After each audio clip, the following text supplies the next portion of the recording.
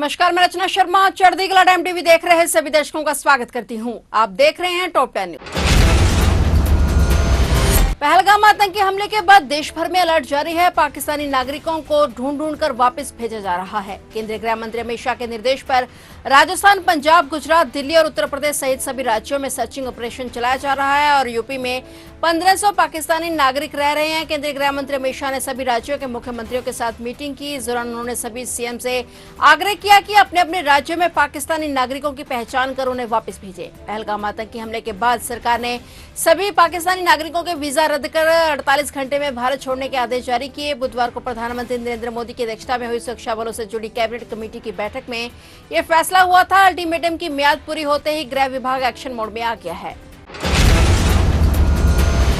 पहलगाम आतंकी हमले के बाद भारतीय सेना एक्शन में है और इसी के तहत आज सुरक्षा बलों ने बड़ी कार्रवाई की। देश के जवानों ने पहलगाम हमले में शामिल आतंकी आदिल हुसैन ठोकर के घर को बम से उड़ा दिया है। धमाके में घर तबाह हो गया। जम्मू कश्मीर प्रशासन ने हमले में शामिल दूसरे आतंकी आसिफ शेख के त्राल स्थित घर को भी बुलडोजर से जमींदोज कर दिया। बता दें कि हमले के बाद दोनों आतंकी फरार हैं। सुरक्षा बल दोनों की तलाश में जुटे हैं। बताया जा रहा है कि पहलगाम आतंकी हमले में आतंकी आदिल हुसैन ठोकर और आसिफ शेख भी शामिल था और दोनों आतंकी लश्कर तैयबा से जुड़े हुए हैं। दोनों पर पहलगाम हमले की साजिश रचने और उसे अंजाम देने में पाकिस्तानी आतंकवादियों की मदद करने के आरोप हैं।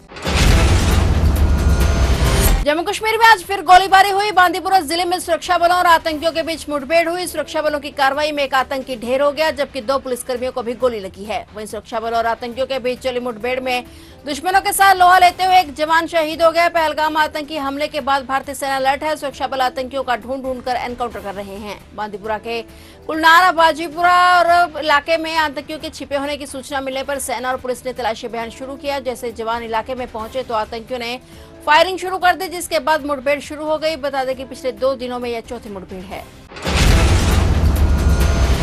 हरियाणा के रहने वाले अग्निवीर जवान नवीन जाखड़ कश्मीर में आतंकियों के साथ मुठभेड़ में शहीद हो गए। इसकी सूचना मिलने के बाद उनके परिवार और पूरे गांव में शोक का माहौल बन गया। वह जज्जर के सालावास गांव के रहने वाले थे। बता दें कि कश्मीर के बारामूला में भारतीय सेना का आतंकियों के साथ मुठभेड़ हुआ, जिसमें नवीन जाखड़ ने देश के लिए अपने प्राण न्यौछावर कर दिए। नवीन के बलिदान की खबर सुनने के बाद उनके परिवार समेत पूरे गांव में गम का माहौल बन गया। आज नवीन का पार्थिव शरीर उनके पैतृक गांव सालावास पहुंचा और इसके बाद पूरे सैन्य सम्मान के साथ उनका अंतिम संस्कार किया गया। पूरे गांव में शोक की लहर दौड़ गई।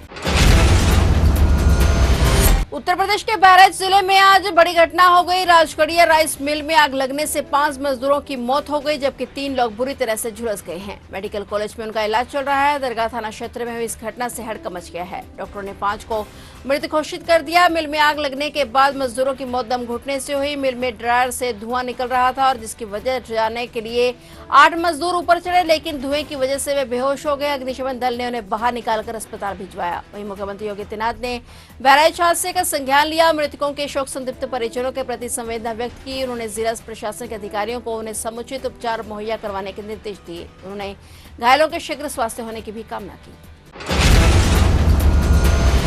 केंद्र सरकार ने सुप्रीम कोर्ट में हलफनामा दायर कर वक्फ संशोधन अधिनियम 2025 की वैधता के खिलाफ याचिकाओं को खारिज करने की मांग की। केंद्र ने अधिनियम के किसी भी प्रावधान पर रोक लगाने का विरोध करते हुए कहा कि कानून में यह स्थापित स्थिति है कि संवैधानिक अदालतें किसी वैधानिक प्रावधान पर प्रत्यक्ष या अप्रत्यक्ष रूप से रोक नहीं लगाएंगी। अदालतें मामले पर अंतिम रूप से निर्णय लेंगी। केंद्र ने कहा कि वक्फ बाय एक यूजर को वैधानिक संरक्षण से वंचित करने से मुस्लिम समुदाय के किसी व्यक्ति को वक्फ बनाने से वंचित नहीं किया जा सकता। यहाँ एक जानबूझकर उद्देश्यपूर्ण और भ्रामक कहानी बहुत ही शरारती तरीके से बनाई गई है, जिससे यह धारणा बनाई गई है कि जिन वक्फ बाय यूजर सहित के पास अपने दावों का समर्थन करने के लिए दस्तावेज नहीं है वे प्रभावित होंगे। यह न केवल असत्य और गलत है बल्कि जानबूझकर इस अदालत को गुमराह करने वाला है।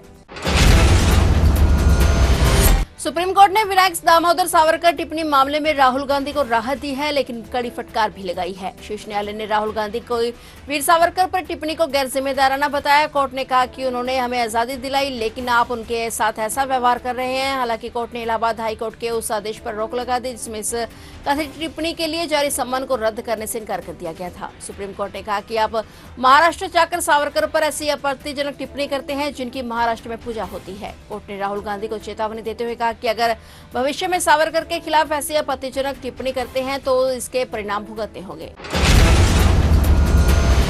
हरियाणा का नशा मुक्त बनाने के लिए जींद में आज साइक्लोथॉन 2 ड्रग फ्री हरियाणा यात्रा का शानदार आगाज हुआ। मुख्यमंत्री नायब सिंह सैनी ने इस यात्रा को हरी झंडी दिखाकर रवाना किया। इस मौके पर हजारों युवा और आम लोग शामिल हुए। ये यात्रा पूरे राज्य में नशे के खिलाफ जागरूकता फैलाने और हरियाणा को ड्रग फ्री बनाने के संदेश को जन जन तक पहुंचाने के लिए निकाली गई है। मुख्यमंत्री नायब सिंह सैनी ने साइक्लोथॉन के उद्घाटन समारोह में कहा कि नशा समाज के लिए अभिशाप है और इसे जड़ से खत्म करने के लिए सभी को मिलकर प्रयास करना होगा।